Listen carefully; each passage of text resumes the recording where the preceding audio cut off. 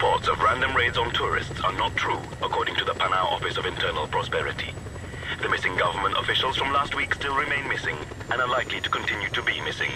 But the citizens of Panau are cautioned not to be alarmed at all. The rumors of chaos in the streets are exaggerated.